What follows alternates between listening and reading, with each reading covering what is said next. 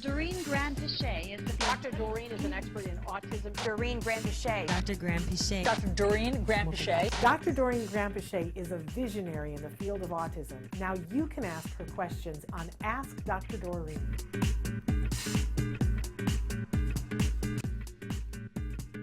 I want to start, but thank you. I want to start with a question that came in the night from a dear friend of ours. We had a private little talk with a friend about her son who is engaged in some very interesting behavior. I'm going to paraphrase because it's long, but I love this mom because this mom has a dream team, support team that includes people that are with him in school, people that are with him at home, friends and family. And she has asked for you to weigh in as part of her dream team, right? Because you were in on this conversation in the beginning, but to catch up our viewers, this young man is going into the bathroom at school and he goes into the stall to pee.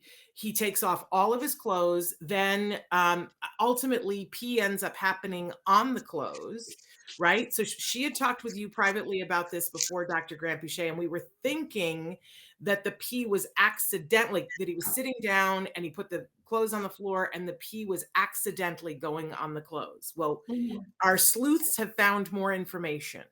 And it appears that he is deliberately peeing on the clothes because when he didn't have access to that, then he started putting the clothes in the toilet. So it wasn't so much about the peeing on the clothes needed to get wet. They did a bunch more sleuthing about this. They had a breakthrough. 2 weeks ago, mom said she put in a response cost. I can never remember which way that goes, and says, if you want your iPad, you love your iPad. So if you want your iPad, you have to come home and your clothes have to be dry. And if you do, then you get your iPad. If your clothes have gotten wet, if you've peed on your clothes, then you don't get the iPad. They went through 2 weeks, no accidents. And then he stepped it up yesterday. He was, he was like, I don't think so. So he went into the bathroom, ducked his aid, locked the door so that nobody could get in because he really wanted the reinforcement of the wet clothes. So everybody on the team was freaking out about this. Mom interviewed him last night to talk more about this.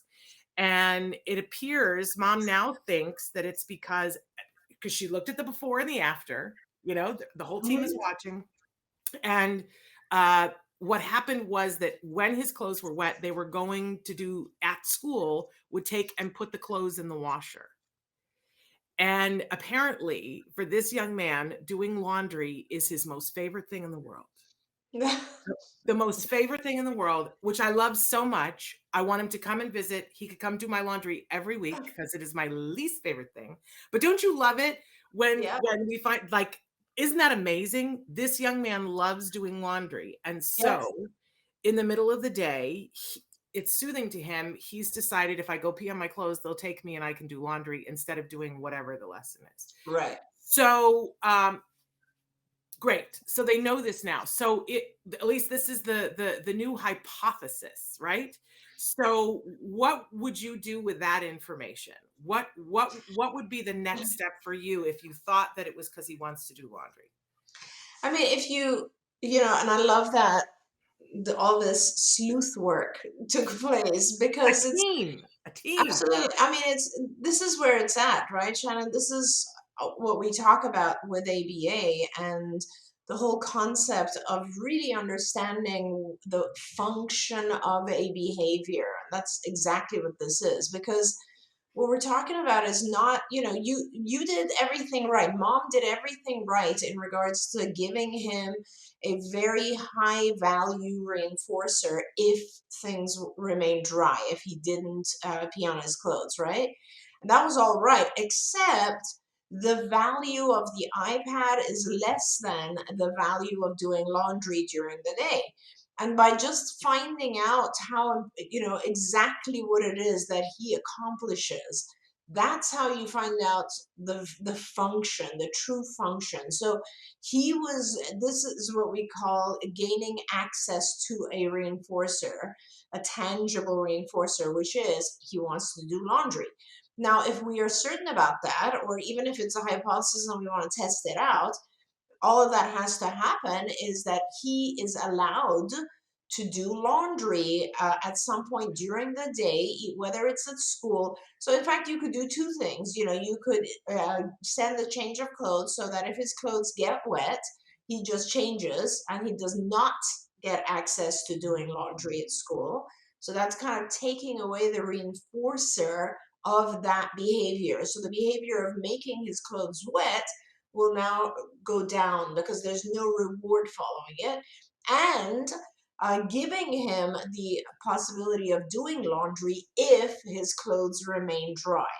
So, what you're doing is now you're rewarding a positive adaptive behavior with a reward that is meaningful to him, and you're removing the reward when he kind of communicates to you in non-adaptive or in a challenging manner. I mean, what we always talk about is how a lot of times the behaviors that we see with our kids is just communication, right? What he's trying to say is, I really want to go watch a laundry machine, or I really get a kick out of doing laundry, whatever the reason is. Now, it could be a sensory thing, just watching the machine, it could be anything.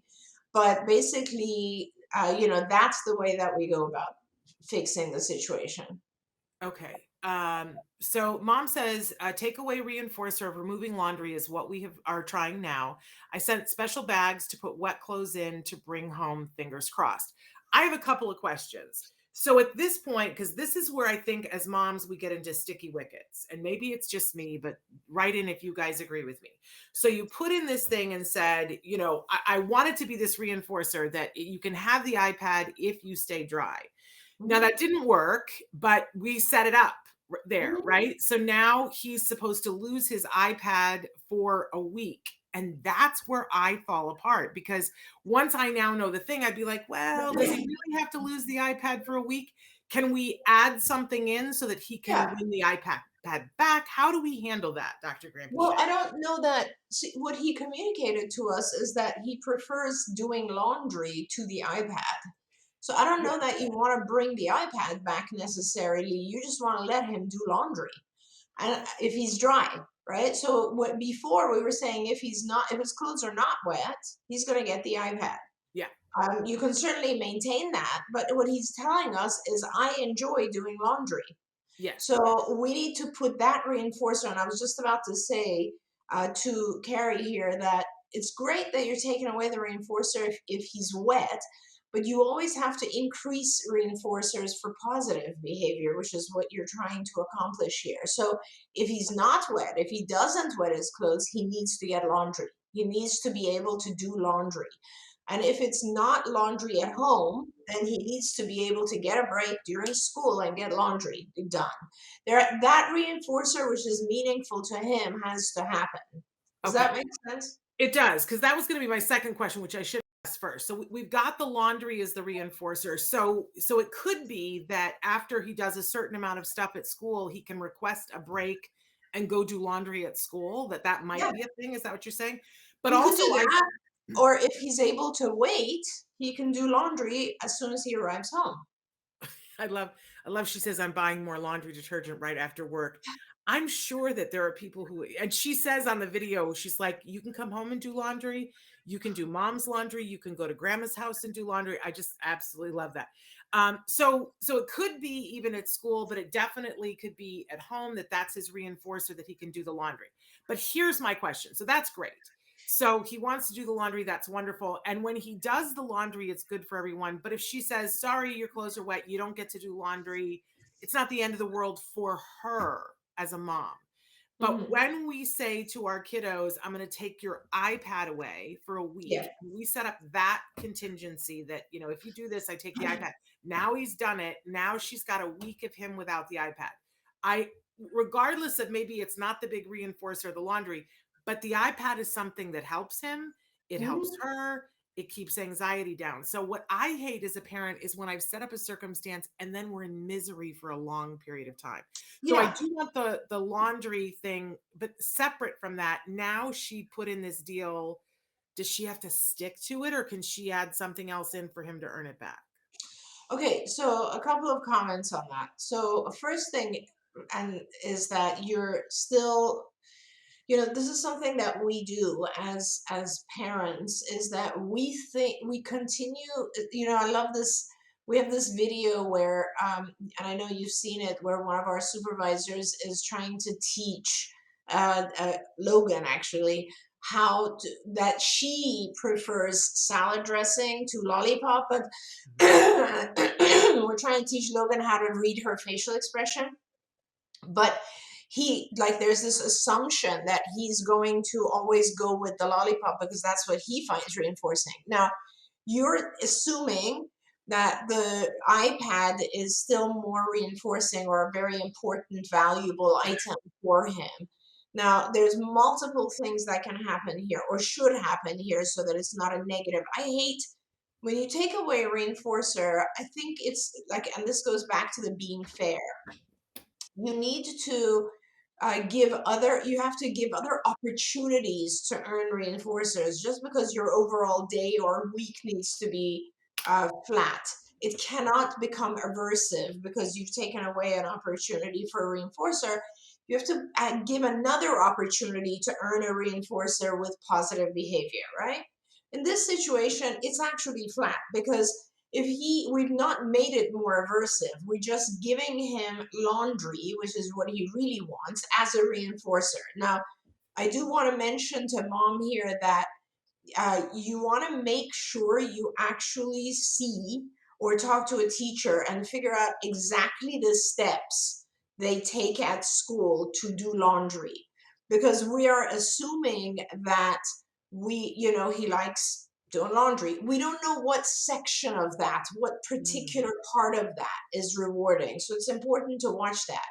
It could be putting the clothes in the laundry machine. It could be using the dial on the laundry machine. It could be watching the clothes go around. It could be a variety of things. You need to make sure you observe that whole thing. And by the way, it doesn't necessarily mean that we're right. It could also be that he just enjoys doing laundry at school because it's an escape behavior. So it takes him out of the classroom. So you need to test all this stuff out. Like, you might still allow him to do laundry at home and it still might not work because what he was really going for was getting out of school, getting out of his class. So we're just finding all that out right now. So that's on the side. The other aspect of what you're talking about, Shannon, is it is totally fine to set up a different behavior, anything else that you would like him to do, which is easy, by the way. And for that, you allow him to have the iPad. The iPad is no longer attached to this particular behavior. Doing laundry is. Doing laundry is now the new reinforcer for staying dry. The iPad can now be given for other behaviors that are positive, so that you always have to feel like there are enough reinforcers. Every time you increase the demand, you have to increase the reinforcers so that it's a fair environment. I love that. And she wrote in, she's not at all concerned about him not having the iPad for a week because she says he's got other things, stickers and puzzles and things. I was more concerned about, a lot of times as parents, we try to hit our kids where they live and say, if you don't do this, then you don't get that. But then we find ourselves in a circumstance where, they don't have anything to entertain them. We have to, it costs us. True. Is what I'm trying to say. True. So, and then we're like, why did I say that? I'd like to give it back, but we feel stuck. Like I have to follow through. But so I love the fact that we can set up something else for them to earn it back. Wonderful. It's such a good point, Shannon. It's a very, very valid point that you make, because really, if we are taking away something that is a tool for us, then you need to make sure that you have other ways of entertaining him, other ways of keeping him busy, in some cases, other ways for him to communicate, because sometimes our kids use iPads to communicate. That's a very good point. Wonderful.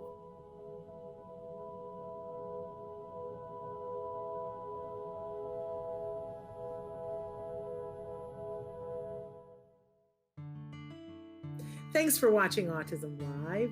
If you found anything helpful in this video, please give us a like. In fact, make sure that you smash that subscribe button on YouTube and give us a like on Facebook. You can also follow us on Twitter and Instagram for important updates. And please download our free podcast wherever you get your podcasts. See you next time. Until then, give your kiddos a hug from me and one for you too. Bye-bye for now. To subscribe, click here. And if you'd like to check out some more of our videos, click here.